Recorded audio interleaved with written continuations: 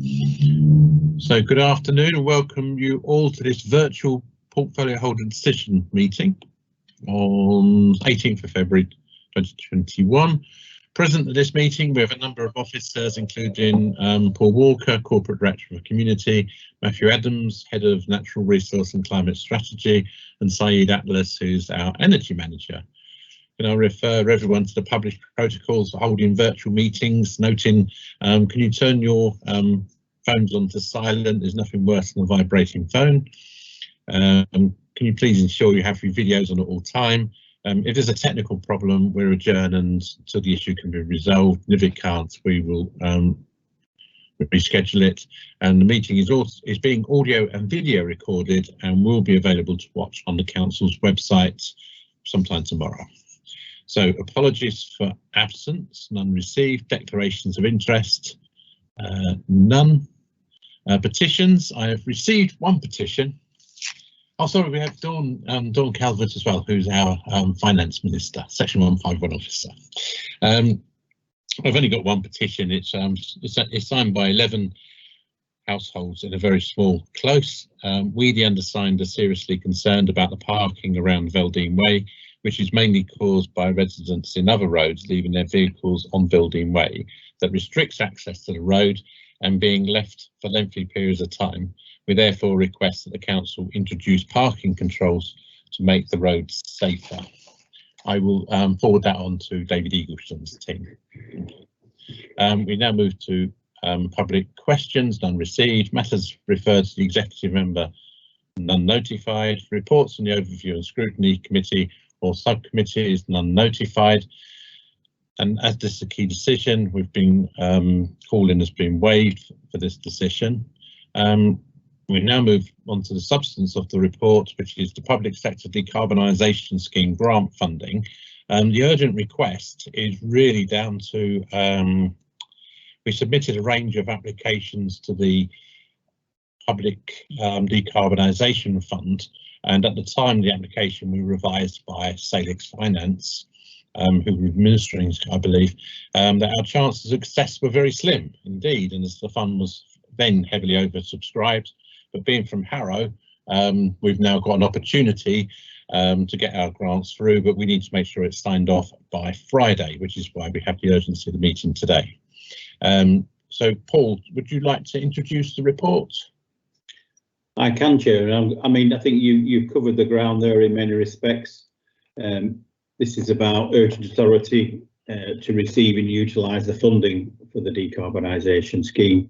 As you say, we are hopeful in terms of our position. The specific detail of the scheme and how it's applied, I'll ask Matthew and Saeed to take us through there.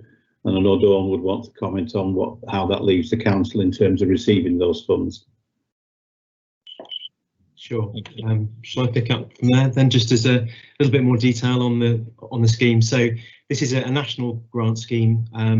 It's available to all public bodies, not just local authorities, and it's aimed squarely at decarbonising public buildings. So particularly decarbonising heat by replacing gas sources and improving the energy efficiency of buildings.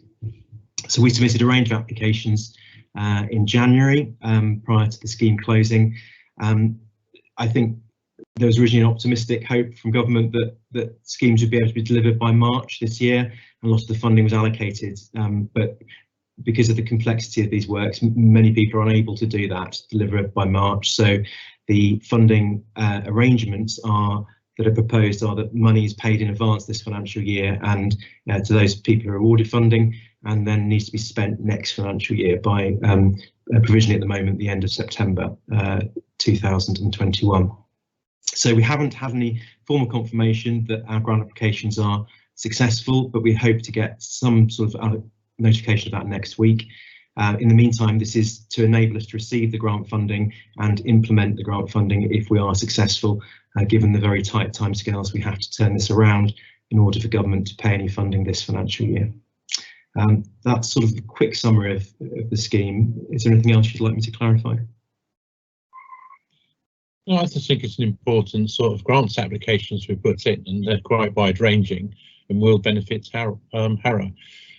Dawn, did you want to add anything from the finance side of how we're going to manage the money coming in. Oh, you're on mute, Dawn. Okay, so part of the council's governance is that all grants coming into the organisation have to be managed through the council's capital programme, and that's a cabinet and council decision to add to that programme. But we do have a delegation in place that any grants that are coming under £5 million, we can just add to the capital programme as part of that governance. And the report just explains that once this grant comes in, our financial regulations allow us to add this grant to our capital programme because it's under a £5 million limit, and there are certain criteria to that. But at the moment, these grants meet that criteria, so we can account for the grant money when it comes in. Excellent, thank you very much. Is there any other comments?